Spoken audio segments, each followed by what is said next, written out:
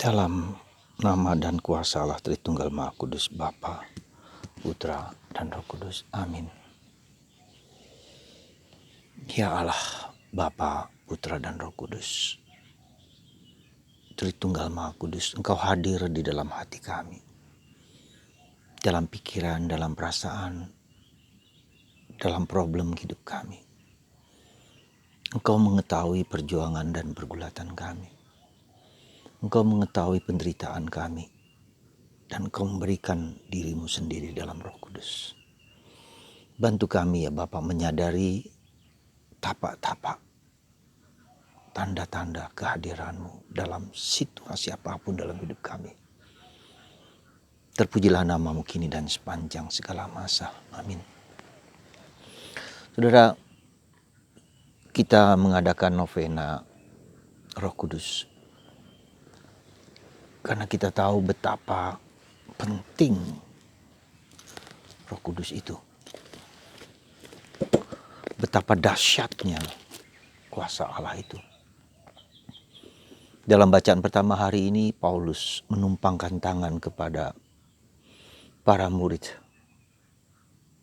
yang percaya pada Yesus, dan Roh Kudus hinggap dalam diri mereka. Mereka diubah dan dikuatkan.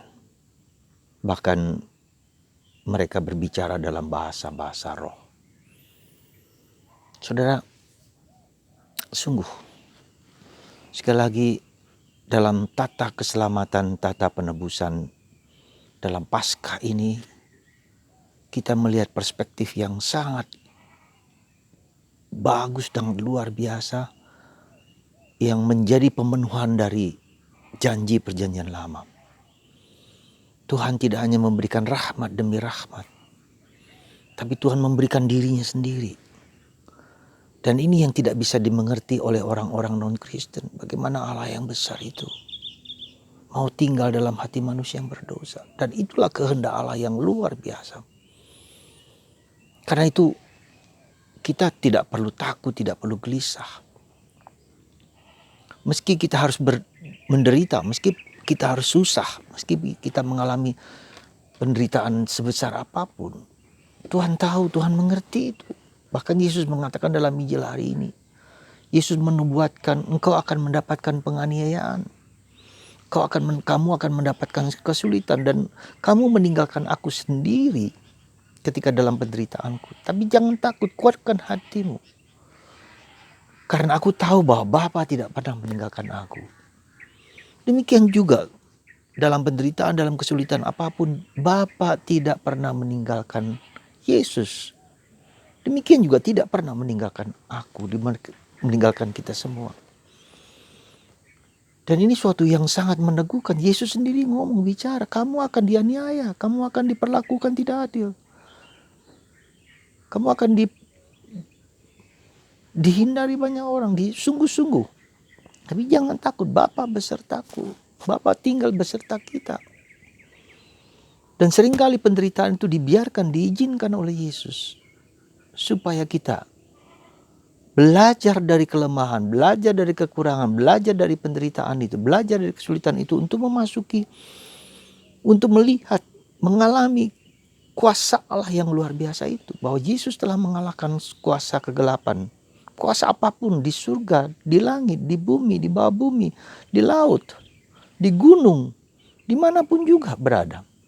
Semua berada dalam kuasa Yesus. Yesus adalah Raja semesta alam. Bayangkan, Yesus adalah Raja semesta alam. Ini kita harus mengerti dengan tepat, dengan benar. Raja semesta alam siapa saja? Orang yang mati, orang yang katakanlah berada dalam kuasa kegelapan, dihancur leburkan. Ya, jadi ini meneguhkan dan menguatkan kita supaya kita tidak mudah percaya kepada kuasa-kuasa duniawi ini, gitu loh. Yang ditunjukkan oleh orang-orang tertentu yang menganggap diri hebat, menganggap diri kuat. Enggak ada semua itu. Ya, ilmu-ilmu tertentu dan segala macam kalahkan oleh Yesus. Maka jangan mudah percaya, jangan mudah terombang-ambing oleh sesuatu yang nampaknya mengagumkan, Nggak bisa. Segala kuasa manapun di bawah bumi, orang yang mati, yang dianggap dewa. Maka kalau kita lihat, maka kita perlu membaca kitab suci dalam perjanjian lama. Dan itu dilarang oleh Yesus, oleh Allah. Apalagi dalam perjanjian baru, Yesus mengalahkan segala kuasa kegelapan. Meskipun kita tahu, iblis tahu siapa Yesus. Tapi dia tidak mau menyembah Yesus. Itu kuncinya, Yesus sebagai Allah. Maka saudaraku terkasih dalam Kristus, begitu besar. Jadi Allah itu telah melimpahkan suatu rahmat yang tak terhingga, tak terkirakan. Ya. Allah sendiri ada di dalam diri kita. Roh Kudus, maka dalam hari-hari ini saya berharap Anda semua dengan sungguh-sungguh, dengan niat yang baik, dengan niat yang tulus, meski tidak perlu memaksakan, supaya Tuhan dengan Roh Kudusnya sungguh-sungguh menghidupi, sekali lagi, Tritunggal Maha Kudus, Roh Kudus sudah ada dalam diri kita, menghidupi, menjadi hidup. Kita tidak takut lagi. Kita diberi kebijaksanaan, kita diberi pengertian, pencerahan, kita diberi kekuatan, diberi kesalehan, takut akan Allah, 7 karunia Roh Kudus dengan faset-fasetnya, dengan dimensi-dimensinya itu. Yang kita butuhkan sekarang apa? Mungkin Anda takut diberi roh keperkasaan, keberanian. Mungkin Anda tidak yang biasanya tidak peduli dengan doa-doa atau baca kitab suci, mulai sekarang mengerti. Orang yang tadinya sembrono menjadi lebih bijak, diberi pengertian, dan itu semua ya. Jadi Roh Kudus itu di satu sisi ada 2 hal penting. Roh Kudus sebagai pribadi ketiga dari Allah yang menjadi dia kalau datang seperti Pentakosta, mengubah orang, menguatkan orang, ya. Tetapi juga bisa aja buah-buah roh. Sabar, murah hati, lemah lembut, mengampuni, memaafkan, menerima orang apa adanya. Jadi kalau Anda menjadi lebih sabar terhadap suami, lebih sabar terhadap istri, lebih sabar terhadap orang tua, anak-anak, itu juga buah-buah roh. Kalau Anda semakin rajin membaca kitab suci, memberi waktu hening sebentar 15 menit setiap hari, itu juga buah roh.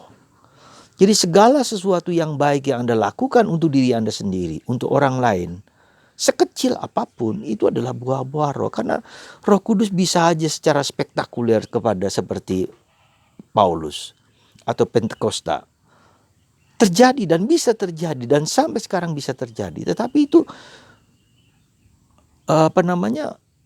satu dari sejuta orang mungkin. Itu hak Tuhan untuk menyatakan itu kepada kita. Kita tidak berhak untuk itu. Tapi lebih secara konkret, yaitu apa saja yang kita lakukan dengan baik. Ya. Ketika kita didorong untuk menulis pengalaman-pengalaman hidup rohani kita. Ketika kita didorong untuk merasa bahwa segala kebutuhan kita, segala kerinduan kita yang terdalam hanya dapat dipenuhi oleh Tuhan, ya. Ketika orang berani melepaskan kelekatan-kelekatan, itu semua adalah Roh Kudus, saudaraku. Nah, kalau kita semakin lama pelan-pelan mengikuti dorongan itu, Roh Kudus itu, lalu kita menjadi sadar, oh ini, gitu loh. Jadi seringkali kenapa saya mengajak Anda untuk setiap hari 15 menit untuk duduk diam hening, supaya kita bisa merekoleksi, bisa melihat kembali, bisa memandang kembali perjalanan hidup kita dari pagi sampai malam, discernment, ya. Ya, membeda-bedakan apakah ini roh baik, apakah ini roh jahat, apakah ini roh nafsu kita, apakah berasal dari tujuh dosa kita, kesombongan, kemarahan, kemalasan, iri hati, kikir, serakah, cabul. Nah, itu membuat kita menjadi peka dan tajam, ya, terhadap segala sesuatu yang membimbing, yang hadir dalam pikiran kita itu loh. Karena seringkali iblis itu bercover, ya, menutupi segala yang nampaknya baik, tetapi pada ujung-ujungnya kita dibawa kepada suatu sikap yang tidak baik. Jadi saudaraku terkasih dalam Kristus, mari kita mendengarkan suara-suara Tuhan, suara Roh Kudus. Ya. Adakah kedamaian dalam hati kita? Damai yang tak dapat diberikan dunia. Kita jangan mudah terpancing kepada sesuatu yang nampaknya lahiriah bagus. Nah, di zaman ini kita tahu begitu banyak penipuan-penipuan, kebohongan-kebohongan yang ditawarkan oleh si iblis. Ya. Semoga dengan masa pandemi ini, saudaraku terkasih, Anda, saya, kita semua bertekuk lutut, bersimpuh di bawah kaki Tuhan dan mohon Roh Kudus. Kita diserang dengan virus yang kita tidak tahu di mana sekarang itu berasal. Yang tiba-tiba menyerang A, menyerang B, menyerang C. Tiba-tiba habis. Hal yang seperti itu saja kita sangat lemah, sangat keras kepala.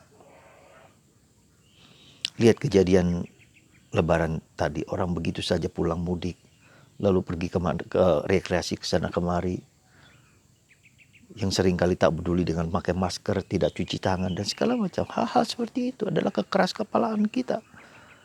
Jadi kalau kita mengalami melihat kematian di mana-mana karena keras kepala, seperti di India. Jadi rasionalitas kita harus dipakai untuk menunjukkan bahwa kita memang sungguh-sungguh peka dan hati-hati. Ya, karena dunia medis sekarang belum masih simpang siur, masih belum mampu mengerti penyakit satu ini gitu loh. Belum memahami, masih mencoba-coba meraba-raba, mereka bagaimana terjadi varian-varian yang baru, yang lebih parah, lebih hebat, lebih dahsyat. Ya, seperti misalnya penyakit apa? Kanker. Nah, kanker masih bisa karena masa pertumbuhannya masih panjang. Ini kan singkat, pendek. Seperti blitzkrieg, serang, sistem imun tubuh kita langsung dilumpuhkan. Gitu kan? Ini COVID ini begitu. Ya, sekali lagi saudaraku terkasih, mari kita mendengarkan niat-niat baik pemerintah, niat-niat baik kita sendiri, niat-niat baik keluarga kita, niat-niat baik siapa saja. Tapi juga ada suara-suara yang busuk yang mau menjauhkan kita dari diri kita sendiri, dari sesama, dan dari Tuhan. Itulah kita discernment, membeda-bedakan roh. Semoga Anda dan kita semakin peka dengan gerakan Roh Kudus, tapi gerakan kejahatan juga.